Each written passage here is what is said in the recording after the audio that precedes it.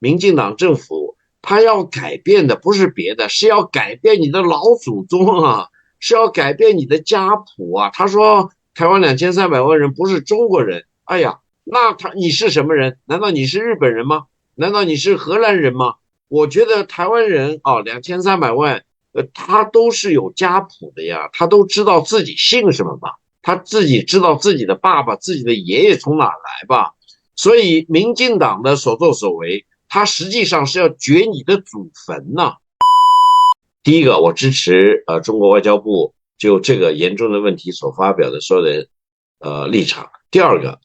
我想说明几条。第一条，1945年日本无条件投降是对中国投降的，当然了，也对了美国、苏联和英国投降啊。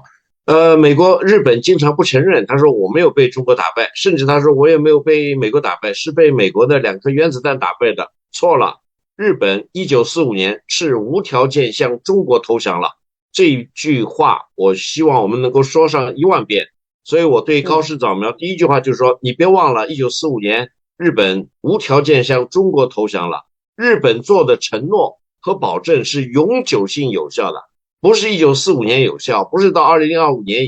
以后就不有效了，永久性有效的。你作为一个战败国，你当时承诺做什么呢？无条件的投降的承诺，这是第一条。第二条，日本现在有一个和平宪法，不允许日本有军队，只有自卫队，而且不允许日本的自卫队被派到海外从事作战项目。所以你高市早苗，你说台湾有事儿，就是日本有事。第一个，你是违反了向中国无条件投降的承诺；第二个，你是违反了日本的宪法呀；第三个，你是要把日本的自卫队派到海外，比如说台湾海峡两岸去从事作战任务，所以你是日本的罪犯啊，你违反的是日本的法律啊。另外一个，你作为一个联合国的成员国，里边有一个敌国条款，虽然这么几十年没有用过，就是当时的纳粹德国和日本法西斯这2个国家，如果以后还要搞侵略的话，那这个像中国这样的战胜国可以不加任何的事先的磋商，不加任何的宣布，直接对你日本进行攻击啊。所以我说啊，日本有人竟然嚷嚷着台湾有事就是日本有事，这样做本身是违反日本宪法的，是违反日本1945年向中国无条件投降的承诺的，是违反了联合国的规定里边的一些重要的条款规定，是要把日本人民推到万劫不复的悲剧的场地。所以我呼吁日本人民自己回过头来想一想，这样的政府是违法的政府啊，高市早苗所领导的政府是违法的政府，高市早苗作为一个罪人，他是一个犯人啊。所以你想想看，都不用我们中国去对他，如果中国要跟日本打起仗来，可以把日本打个稀巴烂。但是我觉得日本人民是作为一个有法治的国家、法治的民族，他能够知道高市早苗现在是在捣鼓要违反日本的宪法，所以他已经成为了日本的罪人了。是，我们能解读说他是不是已经这种言论形同对我们中国宣战？因为我看到了在中国军号的微博上面，他用日文来发文哦，就说日方胆敢武力介入台海局势，中方必将迎头痛击，用日文，生怕日本人看不懂，生怕高市早苗看不懂。高老师再帮我们补充一下。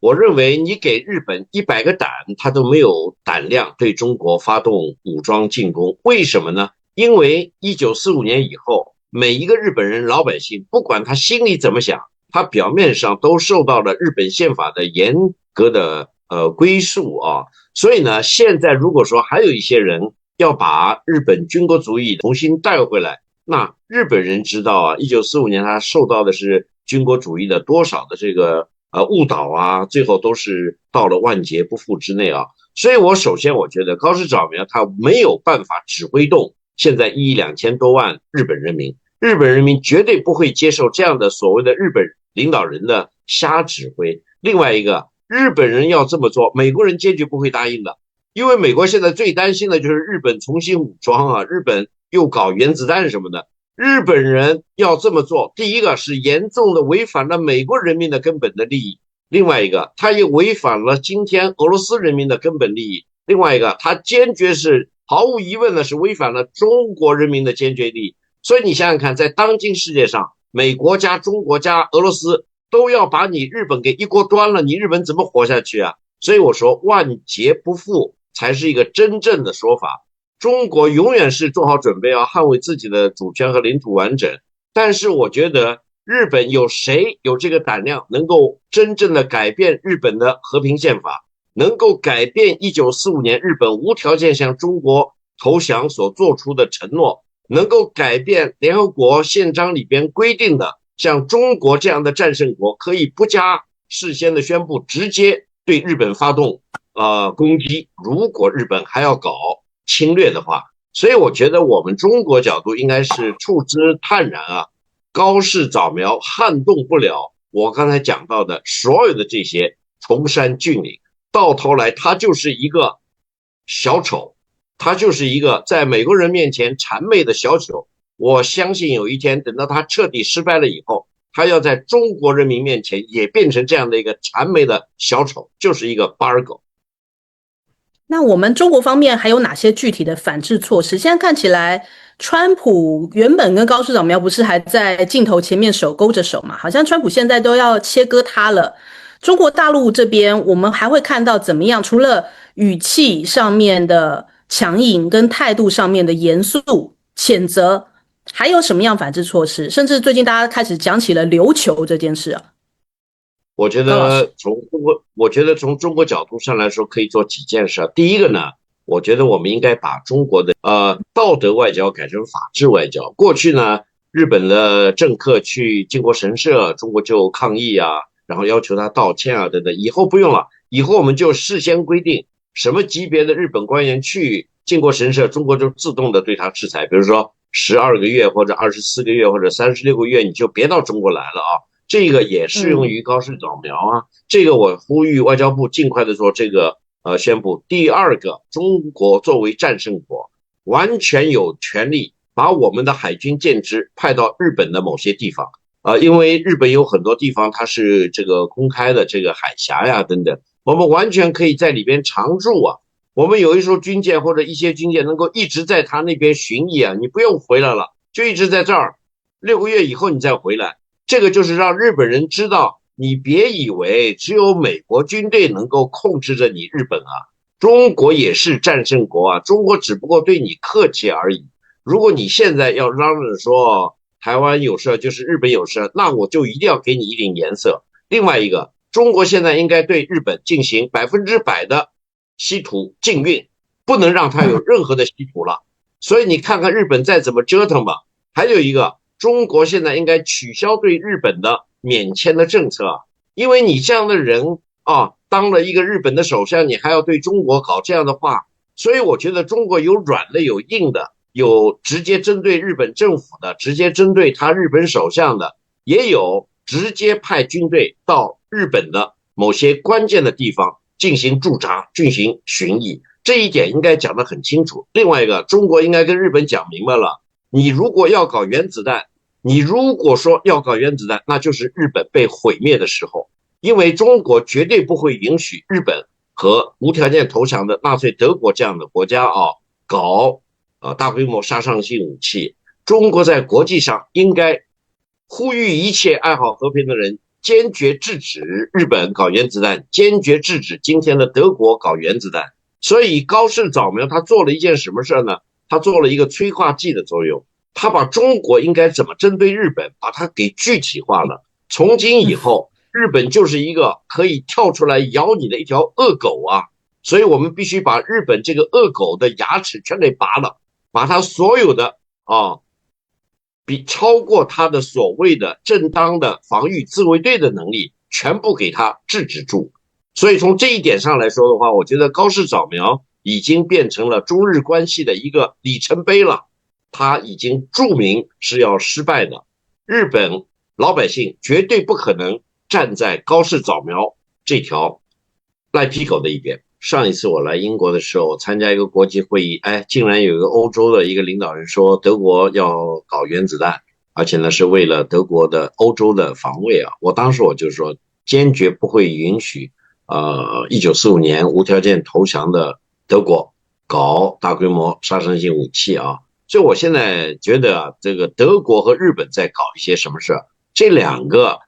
第二次世界大战的罪魁祸首啊，现在老在那儿搞一些什么事儿啊，要互相推动、互相策划等等，尤其是包括他们所谓要搞原子弹的事儿。所以我觉得全人类应该团结在一起啊，对他们进行当头棒喝，不允许德国，也不允许日本搞大规模杀伤性武器。只要他们敢，就是他们毁灭的时候。另外，请允许我说，我个人建议在经济上彻底的要停止购买日本的什么水产品啊、农产品啊，甚至对于日本的很多的农产品的出口，大葱啊，很多的事儿，我觉得中国应该全部停止。中国应该在经济上让每一个日本人都感觉到痛苦，而且所有的这些痛苦都是高市早苗一手造成的。而且让他们能够知道中日之间的合作才是对日本老百姓最好的。从人文角度上来说，我甚至觉得中国政府应该停止所有的去日本的访问的这种旅行团。为什么呢？你去那样的一个国家，要对中国嚷嚷着要动武啊，还要搞侵略这样的国家，那我们没有必要去以和平的游客的身份去看他们。另外一个，从政治上，从外交上，一定要做到位啊，在国际上一定要建成一个反日本军国主义死灰复燃的国际统一战线。还有一个就是从军事上，我刚才已经讲到了，中国的军队应该整天在日本的岛和他的那几个公共的水域里边海峡里边要在那儿游荡，以后不要回来了。我就希望我们每一个小舰队去就是6个月再回来，然后呢需要有补给，我们的补给船就去，让每一个日本人抬起头来就能够看到挂着中华人民共和国的军舰，作为第二次世界大战日本无条件投降给我们的这样的一个国家啊，我们就在他的家门口，你想跟我来耍赖行吗？还有一个，从地缘政治上来说，一定要又打德国的这个纳粹死灰复燃，又打日本的军国主义死灰复燃。另外一个，你刚才讲到了琉球，琉球从来不是日本的合法的领土，琉球的地位实际上就是原住民要求独立，而日本作为这样的非法占据琉球，当年美国把琉球的这个叫管理权转让给日本，本身就是没有经过联合国的托管委员会的正当的程序啊。中国现在明确的提出这一条，我觉得我想告诉日本老百姓，高市早苗的所作所为又加剧了中国做琉球工作的这个速度。所以呢，在今后的几个月和几年里边，我们可以看到在国际上将掀起一个琉球老百姓原住民要求独立，要求摆脱日本的这么一个大浪。到那个时候，日本就会觉得哎呦，自己真的惹了中国的这个一个国家。还有一个，我觉得像沈伯洋这样的人，我想跟他讲一句话。大家知道在抗日战争中，中国有一个大汉奸他的原名叫汪兆铭啊。我现在整天想剥夺汪兆铭，用汪精卫这个精卫这个名字啊，这个精卫这么好的名字，怎么能被汪兆铭给剥夺呢？我想说的是，汪兆铭死的时候，二战还没结束呢，抗日战争还没结束呢，但是汪兆铭的坟墓是被中华民族用炸弹给炸毁的。什么意思呢？在中国历史上，如果你要当汉奸啊，你不管是活着还是你死了，总会跟你算总账的。沈伯洋，你想想看，汪兆铭这个大汉奸，他的坟墓是怎么会被中华民族用炸药给炸毁的？就是因为汪兆铭是一个大汉奸。你想做大汉奸吗？第一个你也得逞不了啊。另外一个，不管是你活着被抓回来，我让你跪在天安门广场向全中国人民磕头，如果你侥幸先死了，你听我说，这个正义之手一定会再把你给抓回来的。中华民族不允许你这样的败类搞分裂祖国的这样的事情。你只要想想汪兆铭，你查一查汪兆铭是谁，我现在已经宣布不允许汪兆铭用汪精卫这个名字啊，等等。从这个角度上来说的话，这不仅仅是对于沈伯洋啊，对于所有的汉奸，所有的这个不孝子孙，所有的想搞台独的人，甚至想抱着日本人的大腿，你别忘了，日本1945年向中华民族无条件投降了，你抱着他的大腿有用吗？我再想补充一个，1945年日本彻底投降啊，实际上他从中国大陆撤回去的日本官兵数量是第一的，也就是说，日本打到最后，他打不动的还是我们中国。你说在太平洋岛上，确实日本和美国打了海战啊，等等，也很火烈啊，等等。但是中国大陆拒绝投降，我们抗战到底。到1945年，日本无条件投降的时候，日本在中国大陆的官兵人数是上百万的之巨啊。所以你想想看，日本人花了这么多的，占领了中国差不多一半的领土，几乎封锁了中国所有的海岸线，最后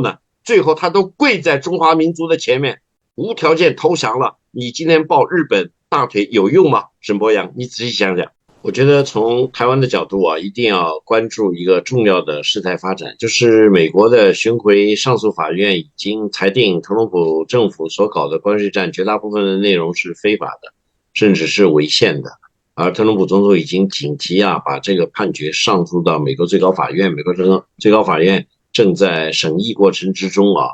如果美国最高法院是维持上诉法院的判决的话，那这个特朗普政府所发动的关税战，基本上要寿终正寝啊。所以你想想看，台湾方面你何必匆匆忙忙啊，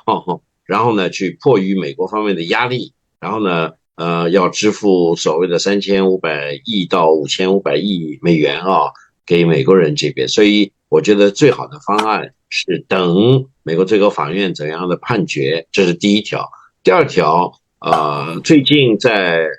纽约市市长的选举，在新泽西州州长的选举，在弗吉尼亚州州长的选举，都表明共和党并没有赢得这样的重要的选举啊。那也就是说，从2026年即将进行的美国中期选举的话，现在看来，共和党政府要丢掉参议院或者众议院或者两个院都丢掉的可能性，至少你不能把它排除吧。如果说特朗普总统及其共和党丢掉参议院或者众议院的话，那就等于特朗普总统是一个跛脚鸭了。所以呢，你别看特朗普总统现在气势很嚣张啊，这个气吞山河。如果到了明年他变成跛脚鸭总统的时候，那整个美国的国内的政治情况将发生翻天覆地的变化。另外一个，到2028年就要举行美国总统选举啊。现在谁赢谁输，真的你都看不准。所以我觉得从台湾的角度上来说，我的建议啊，就是一定要有一种动态的角度来看特朗普政府现在的非常的霸道霸凌的这个手段啊，而不应该以为啊，它就是一个永久的现象，或者是一个永久的一个霸主的一个现象。这是第一条。第二条，刚才蔡博士也讲到了统派和这个台独方面的百分比啊。请允许我说一下，你想想看，1861年美国人打内战的时候，邦联那一边11个州，如果你搞民意调查的话，我估计100%的老百姓都要脱离美国啊，不想留在美国国内啊。对，100%的他都不想留在这个联邦里边啊。所以100%，你说那林肯总统怎么办？联邦政府怎么办？美国政府就是联邦政府及其军队及其总统还是下定决心，你即便是100%你反对我，你也没有用，我一定要把你给打败啊。所以我刚才听到这个蔡博士讲的这些百分比啊，一方面很重要啊，另外一方面等到统一的时候，所有的这些都是灰飞烟灭。为什么呢？等到要统一的时候，你即便是台湾2300万人，每一个人都反对统一，你也必须统一。为什么呢？你看看林肯是怎么弄的，你看看联邦政府怎么弄的，牺牲了那么多的人，他一定要实现一个目标，就是统一是必须的，是吧？然后呢，内战以后，美国就变成它叫一个国家在上帝之下，不可分裂啊。所以我觉得我们看到今天台湾岛内的这种情况啊，各种各样的测试上上下下等等，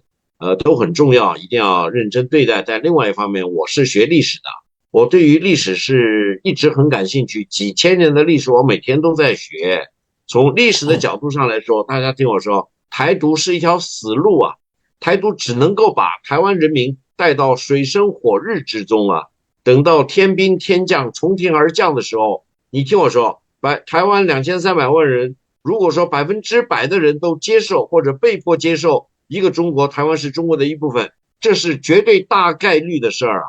所以呢，不要等到那个时候很被动、很狼狈，而是应该观大势。你要看这个大势在哪里，英文叫 megatrend。megatrend 就是世界上只有一个中国，而且台湾呢是中国的一部分，这才是 megatrend。另外一个。当你看到赖清德或者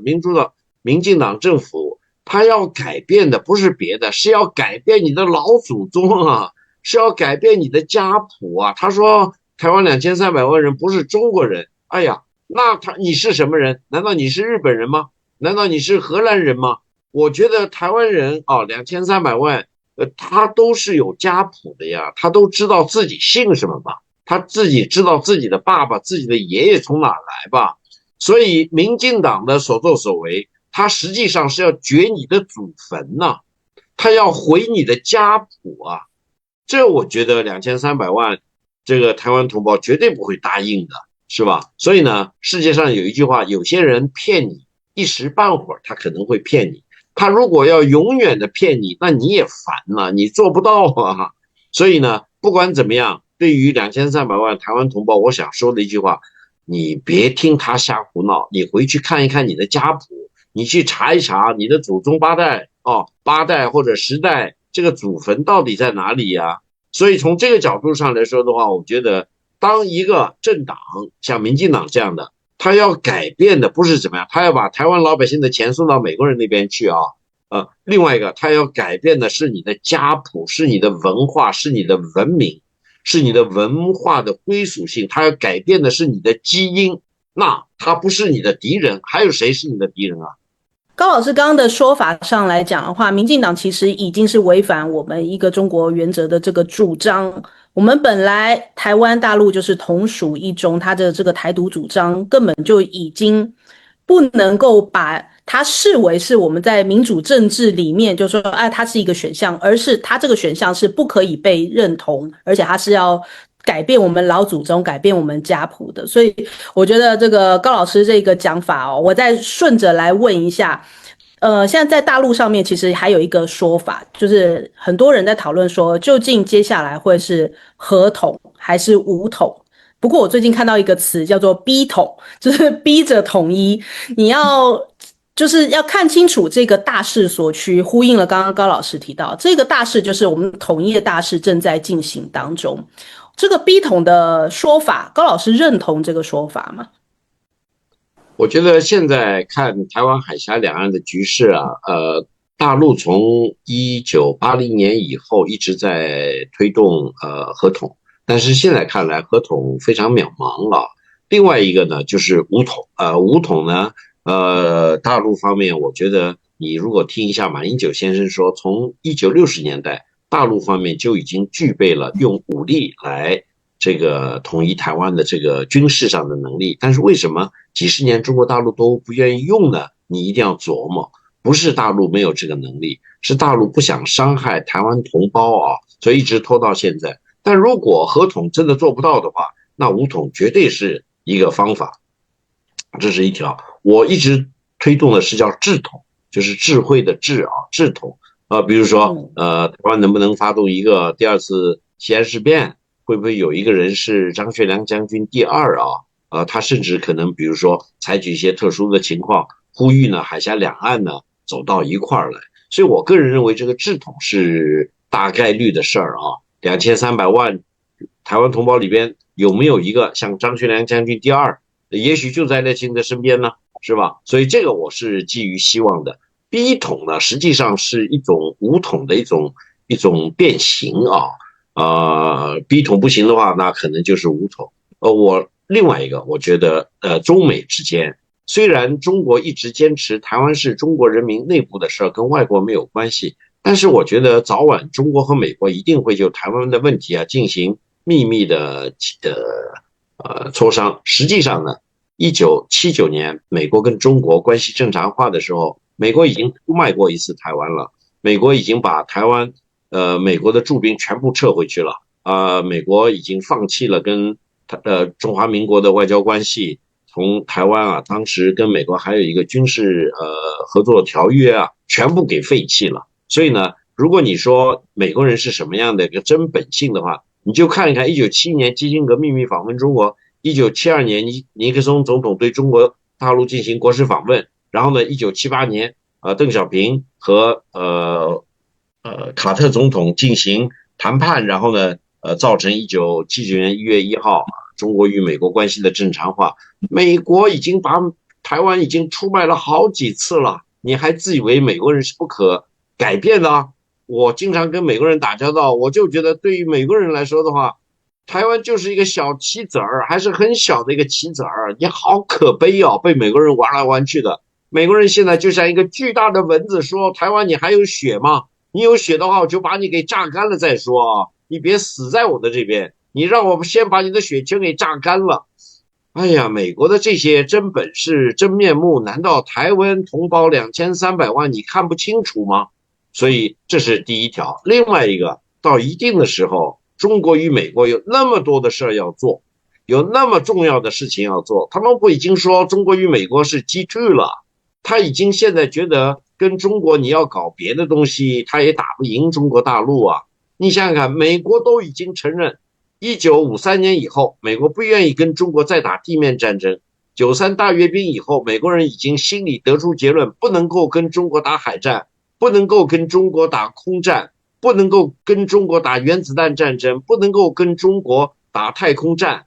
我想告诉每一个台湾同胞，在这一轮登月的工作中，一定会率先任何一个国家率先登到月亮上。所以从这个角度上来说的话，到那个时候是每一个2300万每一个台湾同胞的自豪啊！你不愿意过这样的辉煌的时候，去做一些窝窝搓搓的事，把台湾老百姓辛辛苦苦几十年奋斗下来赚的钱去拱手交给美国人，有什么用呢？等到美国人再要出卖一次台湾的时候，你听我说，台独分子跑都没有地方跑。你看做事是非常光明磊落的，我们从来不做比如说以色列做的事，我们也不做俄罗斯做的事，搞一些暗杀呀等等等等。如果你用以色列的手段的话，这些台独分子早就给杀了。如果你用俄罗斯的手段的话，台独分子已经横尸在台北的大街上了。但是做这些事嘛，你怀疑没有这个能力吗？微型的无人机比我的手拳头还有小的无人机，可以把你的脑袋彻底给打碎啊！你非得逼着做这些事儿，把台独分子给弄到黑名单上，把你一个一个消灭在台北的街头上吗？不会做这样的事儿，你别以为没有这样的能力。我那天说，中国大陆对于台湾每一寸土地都是掌握的，每一个设施都是掌握的，每一度电从哪儿发转到哪儿去，大陆掌握的清清楚楚啊！如果你觉得台